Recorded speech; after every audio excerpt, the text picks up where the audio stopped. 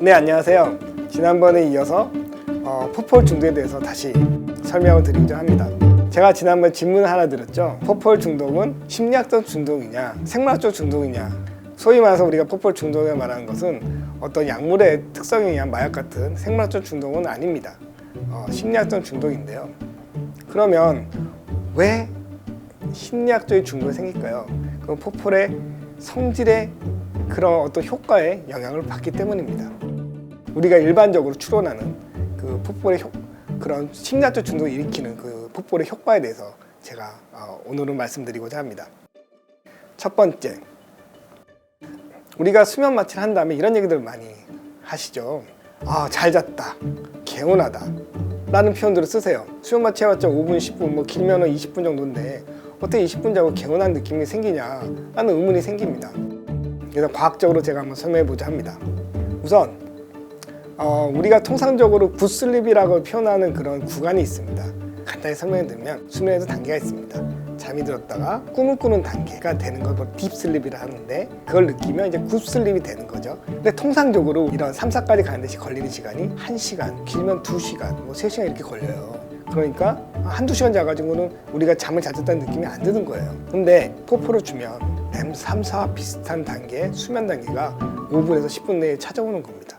그런 느낌을 느끼는 분들은 이것을 굿슬립이라고 생각할 수도 있는 거거든요. 숙면을 했다고 생각할 수가 있는 거거든요. 그런 느낌이 실제로 드니까.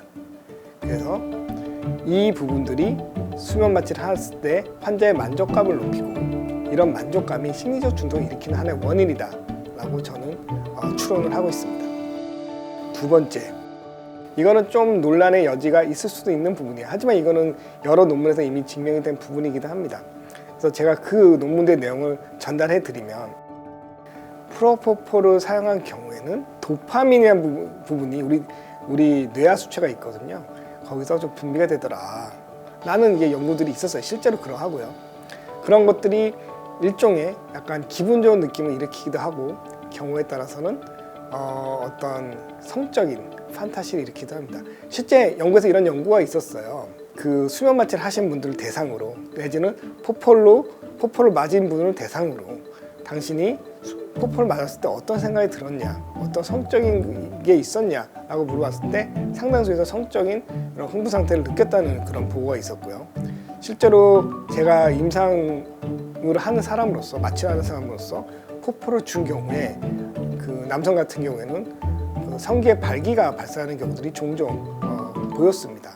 실제로 그렇게 된다는 보고도 있었고요. 이것이 단순히 성적 판타지가 있었기 때문에 그렇게 될 거라고 말할 수는 없지만 어쨌건 여러 가지 그런 임상 경험이라든지 또 여러 가지 논문을 통해서 밝혀진 바에 따르면 그런 섹슈얼 판타지를 일으킬 수 있다. 이 부분도 사람들의 심리적 중독의 원인이 되지 않을까 조심스럽게 말씀을 드립니다. 그리고 세 번째는 교과서에 보면 나와 있어요. 포폴의 부작용 중에 하나가 웨이트 로스예요. 살이 빠진다. 포폴을 많이 맞게 된 분들은 식욕이 감퇴가 되는 거죠. 그래서 이런 식욕 감퇴를 원하시는 분들이 있잖아요. 예를 들면 뭐 여성분이라든지 아니면 특정 뭐 직업군, 뭐 연예인이나 이런 살을 좀 찌면 안 되시는 분들은 한번 이렇게 쉽게 포폴을 통해서 이렇게 다이어트 효과를 본 경우에는 내가 살을 뺐으면 한다는 그런 욕구 때문에, 욕망 때문에 또 이렇게 포폴을 맞는 경우가 있다고 들었습니다. 이런 부분도 우리가 심리적인 중독을 일으킬 수 있는 부분이라고 저는 생각을 합니다. 글쎄요, 뭐 어떻게 설명해야 될지 모르겠는데 저는 아까 제가 말씀드린 그 세 가지 효과 있잖아요. 다 마찬가지로 여기에 의해서 뭐 심리적 중독이 생겼을 거라 생각이 들지만 특히 연예인분들의 그런 일상생활 패턴을 우리가 좀 살펴봐야 돼요. 그분들은 근무 시간이 정해져 있지 않잖아요. 밤에도 일하고 새벽에도 일하고 뭐 그런 경우들이 많다고 들었어요. 그러다 보니까 잠을 좀 잘 못 자시는 분도 많고 그러실 거라 생각이 들어요. 그래서 굿슬립을 목적으로 아까 말씀드린 것처럼 이용을 하셨을 수도 있다라고 조심스럽게 생각을 하고 있고요. 어디까지 제 추론입니다. 뭐 밝혀진 바는 없고요. 내지는 예전에 그런 뉴스들을 많이 보셨어요. 연예인들 뭐 자살 사건 뭐 이런 것도 유명하신 분들이 있었잖아요. 근데 그분들의 배경에 꼭 나오는 약이 하나 있었어요. 그 이름이 바로 스틸록스입니다. 이 스틸록스는 굉장히 보편적으로 많이 쓰는 수면제예요. 그래서 이렇게 불규칙한 생활 하시는 분들은 이 스틸록스를 많이 복용하는데 여기에는 매우 큰 부작용이 하나가 있어요. 그거는 자살률을 높인다는 겁니다. 실제로 이건 보고된 바이고 그렇기 때문에 스틸록스를 사용할 때는 항상 그런 우울증 여부를 확인하게 돼 있습니다. 그래서 이런 스틸록스가 그런 부작용도 많이 일으킨다는 사실은 좀 익히 알려진 사실이고, 그러다 보니 스틸록스를 사용하는 대신 이제 포포를 사용하는 경우들이 생겼다라고도 이제 추론을 할 수가 있는 거죠. 그래서 포포 사용량이 저는 연예인들에서 많이 보편화된 게 이런 사건들이 배경이 되지 않았을까라는 생각을 하고 있습니다. 아마 이거는 포포를 사용하는 의사 선생님한테 드려야 될 말씀인 것 같아요. 저도 이제 포포를 많이 사용하는 의사 중에 하나거든요. 또 제 전문 분야가 마취 중에서도 수면 마취이기 때문에.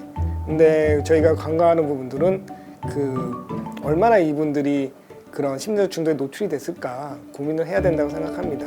그래서 우리가 가지고 있는 시스템들이 있거든요. 님스라든지 그런 시스템을 통해서 과연 이분들이 얼마만큼 자주 처방을 받았는지 여부도 확인하는 게 중요하다고 생각을 하고요. 뿐만 아니라 우리가 일반적으로 마취과 전문의들이 쓰는 경우보다 사실은 마취과 전문의가 아닌 분들이 쓰는 경우들이 더 많습니다. 그렇다고 마취과 전문의만 써야 된다는 얘기는 아니에요. 근데 그렇지만 우리가 알고 있어야 되는 부분들이 몇 가지가 있습니다. 첫 번째가 이제 포폴은 어찌됐건 무호흡증을 잘 일으킨다는 점이에요. 그래서 원하는 양만큼 딱 쓰면 좋겠는데 사실 그게 생각보다 잘 안 되거든요. 그랬을 때 어떻게 처치해야 될지 아니면 환자의 모니터링을 어떻게 해야 될지는 굉장히 중요한 부분입니다. 개인적으로 산소 포도가 없는 병원이 요즘은 없다고 생각을 해요. 이렇게 많은 비싼 것도 아니고 그리고 사용하기 어려운 것도 아니거든요.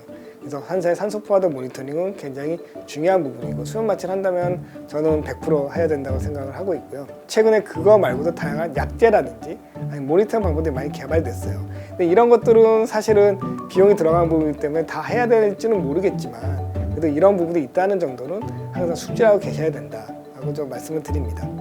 지금까지 경청해 주셔서 감사드리고요. 마지막으로 구독, 좋아요 부탁드리겠습니다. 안녕히 계세요.